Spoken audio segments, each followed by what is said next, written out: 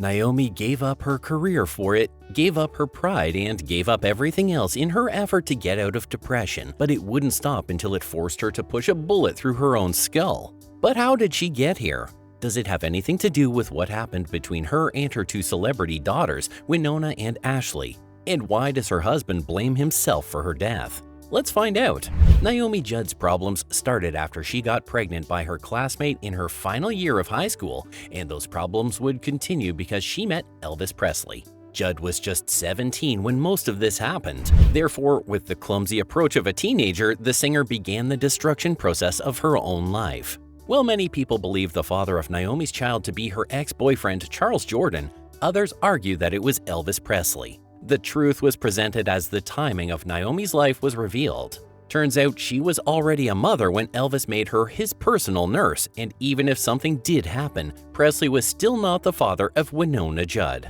Winona was both a blessing and a curse to her mother. A blessing because she was the motivation that pushed Naomi to the path of fame and influence. A curse because that same path wouldn't stop troubling her until she killed herself. To add to her problems, Naomi had a second daughter, Ashley Judd, who is another prominent entertainer in the industry. After her appointment with Elvis ended, Naomi decided that it was time for a change. With her two girls, the singer moved to a tiny community in Morrill. This was the most difficult phase of her life as she was forced to watch her little daughters starve because they didn't have enough. They almost hated her for it, but they gave their condition for peace. Naomi had to keep apologizing until she died. Winona remembers that it was on a mountaintop near their home that she learned how to play the guitar. She and her mother would sit around a fire when chores were completed, singing away as they tried to ease the mother-daughter tension. Naomi revealed that although she never got along with her teenage daughters, music was the only thing they could do together. She called it their healing balm.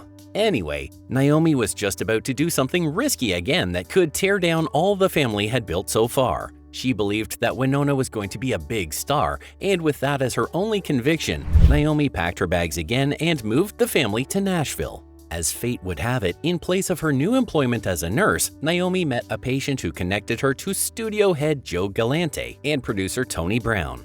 For the first time in her life, lines were falling in all pleasant places until the producers requested that she and her daughter perform in a live audition. This was no problem for Naomi, but Winona was incredibly shy and she was not sure that she could perform in a boardroom filled with men. After a few breathing exercises and reassurance from her mother, she picked up her guitar from its case, and 2 hours later, they got their first contract. It was the start of something new and beautiful for the family, and Naomi couldn't believe her eyes that good things could happen to her too. Anyway, after the duo released their first 6-track EP, Winona and Naomi, they knew that their lives were never going to be the same. This project was a huge success, with their track Mama He's Crazy becoming their first song to top the country chart. Even as Naomi cheered her newfound success, life was waiting patiently to deal her a blow that would destroy everything down to the very life in her. And it didn't matter, even if it was going to take 7 years. The Naomi and Winona collaboration was a breath of fresh air in the country music landscape, and soon they became the industry's most famous mother and daughter team. The Judds scored 20 top 10 hits and went undefeated for 8 consecutive years at all 3 major country music awards shows. They won 5 Grammy Awards and a host of other prominent awards and honors. A few songs you might remember from them include Have Mercy, Why Not Me, Girls Night Out, Young Love, and Cry Myself to Sleep, among many others. The timing was perfect, and life's first attack on Naomi was with hepatitis C. The diagnosis came in 1991, and it successfully tore apart the Naomi and Winona partnership. With retirement in view, Naomi decided to spend some time away from making music. At some point, she really hoped that she would recover and make a comeback, but unfortunately, that never happened. The closest thing we got to this was when she reunited with her daughter after 8 years for a New Year's Eve concert in Phoenix. It was a family gathering, and they also had Ashley, Naomi's youngest child, as the MC.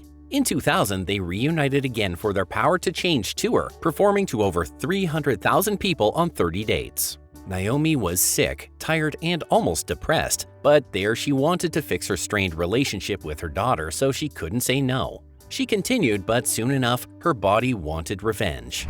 A few people wondered what happened to Winona after the mother and daughter collaboration ended. Well, she launched her solo career with the top hit Winona. Through the 90s and 2000s, the singer scored nearly a dozen top 10 hits, including 6 number ones. A more recent project from her would be the 2016 Winona and the Big Noise, and it peaked at number 14 on the Billboard's US country charts. As things progressed for her daughter, Naomi watched from the backstage as she knew that it was time to pay her dues. So much has happened behind the scenes in Naomi's life, and we only got to know about them from following the release of her memoir, titled River of Time: My Descent into Depression and How I Emerged with Hope. It tells the story of Naomi's sad and steady descent into the darkest corners of depression until she was convinced that her family would be okay if she took her own life. According to the singer, this tragic chapter of her life began after she was molested by a family member. She refused to share this part of her life with anyone, and so the emotional wounds from it kept getting deeper until it became too obvious to hide. Doctors had never seen anything like it before. Naomi's mental condition was fighting all treatments administered to her. It grew even worse after the tour with her daughter in the early 2000s. On the root cause of her condition, Naomi said, "I never dealt with all that stuff that happened to me, so it came out sideways as depression and anxiety. Depression is partly genetic, and I have it on both sides of the family." At the height of it all, Naomi was diagnosed with treatment-resistant severe depression. Her body kept rejecting every prescription, and she was scared that she was not going to make it. It was sad and frustrating, and everyone had one prayer on their lips. Judd was able to make a turnaround eventually, but that still didn't last. After their last encore tour in 2012, Naomi realized the demons had gotten even stronger. Now she was almost going crazy, and there wasn't a day that would pass when she didn't think of killing herself. "It's so beyond making sense, but I thought, surely my family will know that I was in so much pain, and I thought that they would have wanted me to end that pain," Judd said, according to People magazine. As she revealed, the only thing that stopped her from killing herself was that somebody might find her lifeless body. So she continued to endure, hoping that there would be light at the end of this dark tunnel. Naomi, in her 2016 memoir, revealed that the inspiration behind her book was to serve as strength to people in similar situations like hers. "I want someone to be able to see that they can survive," she said. "It is not just people that have depression. It is so people around them can understand this as a disease." Naomi's last phase of depression immobilized her. Her muscles lost strength from lack of movement, and she needed a wheelchair and elevators all around her home to move around. The singer also revealed that she doesn't believe that her fans related to what she was going through as she entertained them. "I would come home and not leave the house for 3 weeks and not get out of my pajamas or practice normal hygiene. It was really bad," she said. When all else failed, Naomi focused on strengthening her relationship with her 2 daughters, Winona and Ashley. They met new doctors who suggested new medications and therapy. In 2011, the Judds announced that the treatment sessions had healed their relationship. This made Naomi so happy, as the saddest part of her condition was that she was going through all of it without her daughters. They kept working on themselves, and still in 2011, they appeared on the OWN documentary series The Judds. But after the filming of this documentary, the pair grew apart again. Naomi refused to take the blame this time around. All of her energy was on promoting her self-help book, and if her relationship with her daughters was ever brought up, she would always reply that they were on a break. The family was brought back together by another tragic event. In 2021, Ashley was in a terrible car accident in the Democratic Republic of Congo. She survived with severely fractured legs, and so Naomi and her daughters were able to put their differences aside as they cared for her. This was something the Judd sisters wished they had done for their mother before her death. They left her all by herself during the most turbulent seasons of her life. In 2016, Naomi revealed how she tried to deceive the public when her condition grew severe.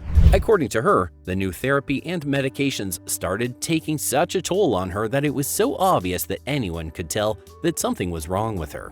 The medications caused her face to swell, and all that lithium made her right hand shake uncontrollably. Still, Naomi continued to make public appearances. The one thing she struggled to hide was the hair loss. The singer revealed that she was forced to wear a wig or a hairpiece because of her hair loss.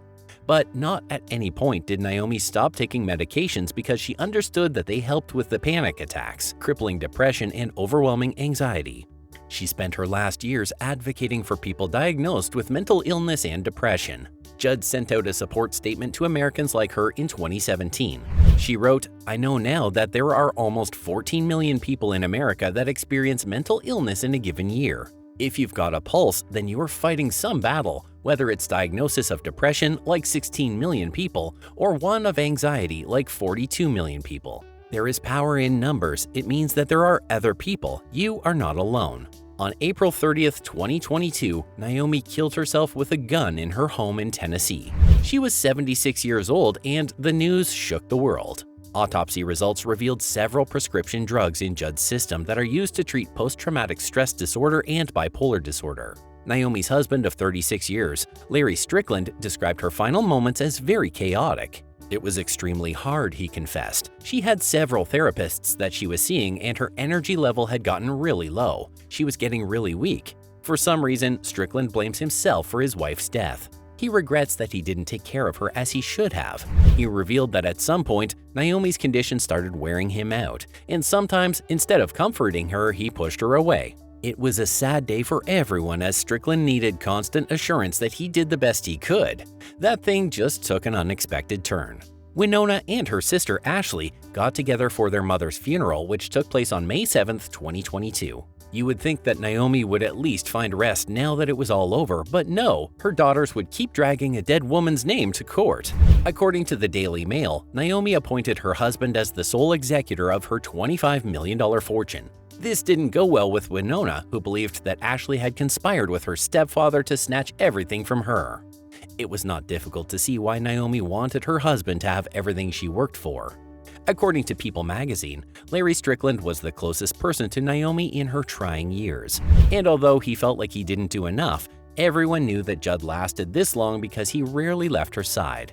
Anyway, Winona made a few entries in the court, and this started a well-publicized legal battle. We believe that they were able to find at least common grounds before their case lost popularity a few months into 2023. It's sad that a beautiful soul like Naomi had to go through such harsh realities from family, friends, and the music industry. It's even more hard to believe that Naomi found the ending that she had hoped for, but if it is any consolation, the memories of her and her music will forever be cherished in our hearts. If you enjoyed this video, be sure to check out our other videos of beautiful actresses from the yesteryears on the end screen below. As always, thanks for watching.